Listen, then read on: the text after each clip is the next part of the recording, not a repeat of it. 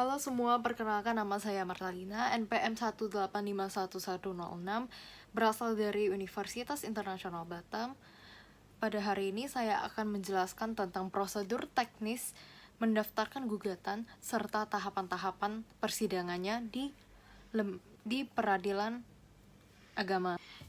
Yang pertama-tama kita awali dengan pendaftaran gugatan.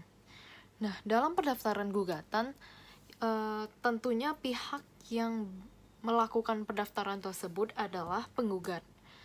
Dalam pendaftaran tersebut, tahap pertama adalah seorang penggugat akan membawa sebuah surat gugatan atau permohonan gugatan yang kemudian dibawa ke pengadilan agama. Setelah itu, maka pihak yang berperkara akan menghadap pada meja pertama.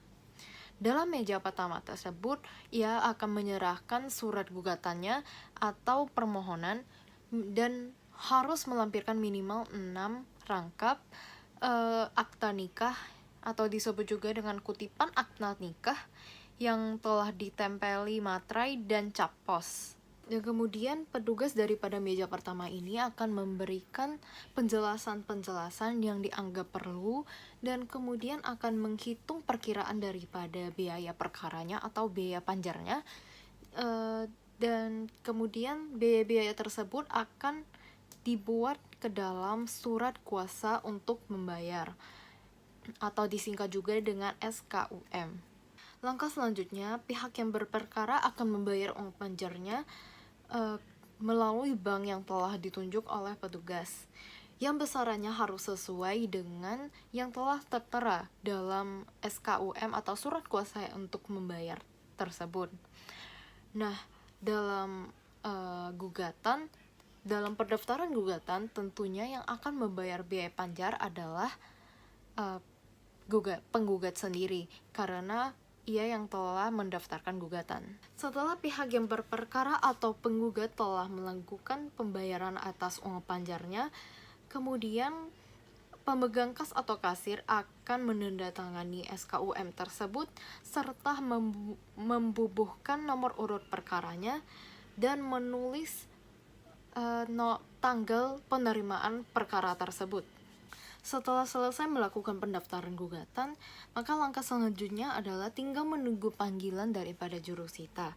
Pemanggilan oleh jurusita kepada penggugat maupun tergugat akan disampaikan secara langsung ke alamat yang telah tertera dalam surat gugatan, sekurang-kurangnya 3 hari sebelum hari sidang. Jika para pihak yang sudah dipanggil dan datang ke pengadilan agama, segera melakukan pendaftaran diri ke piket meja informasi, dan kemudian tinggal tunggu antrian sidang di ruang menunggu yang telah tersedia.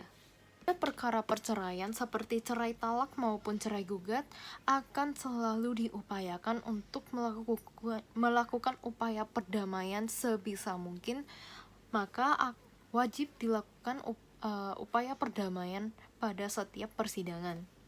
Apabila dalam proses upaya perdamaian atau mediasi tersebut ternyata tercapai perdamaian, maka penggugat atau pemohon akan mencabut gugatannya dan perkara tersebut akan dinyatakan telah selesai. Nah, dan sebaliknya, jika perkara tersebut kemudian ternyata tidak tercapai upaya perdamaiannya, maka perkara tersebut akan terus dilanjutkan. Tahapan persidangan yang pertama adalah pembacaan surat gugatan penggugat. Sebelum surat gugatan dibacakan, jika perkara perceraian, hakim akan menyatakan bahwa sidang ini tertutup untuk umum, dan jika untuk perkara perdata yang lainnya, maka persidangan akan terbuka untuk umum. Surat gugatan yang telah diajukan ke pengadilan agama tersebut akan dibacakan oleh penggugat itu sendiri atau oleh salah seorang majelis hakim.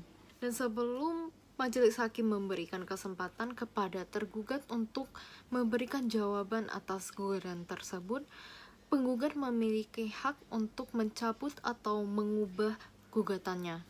Dan apabila penggugat tidak melakukan pencabutan atau melakukan perubahan terhadap gugatannya, maka persidangan akan dilanjutkan ke tahap jawaban tergugat. Dalam tahap ini, tergugat dapat pula mengajukan eksepsi yang artinya tangkisan atau rekopensi yang artinya gugatan balik. Selain itu, tergugat juga tidak perlu membayar uang panjar. Tahap berikutnya adalah replik penggugat. Setelah tergugat menyampaikan jawabannya, maka penggugat mendapatkan kesempatan untuk menanggapi jawaban tergugat sesuai dengan pendapat penggugat. Pada tahap ini, mungkin penggugat tetap pada mempertahankan gugatannya, atau juga dapat merubah sikap dengan membenarkan jawaban atau bantahan daripada tergugat. Tahap berikutnya adalah duplik tergugat. Setelah penggugat menyampaikan repliknya, maka tergugat akan mendapatkan kesempatan untuk menanggapinya atau menyampaikan dupliknya. Dalam tahap ini dapat diulang-ulangi secara terus-menerus hingga terjadinya sebuah titik temu. Tahap berikutnya adalah pembuktian. Dalam tahap ini, penggugat maupun tergugat akan diberikan kesempatan yang sama dalam mengajukan bukti-buktinya, baik secara tertulis yaitu surat-surat, maupun yang secara lisan yaitu saksi-saksi.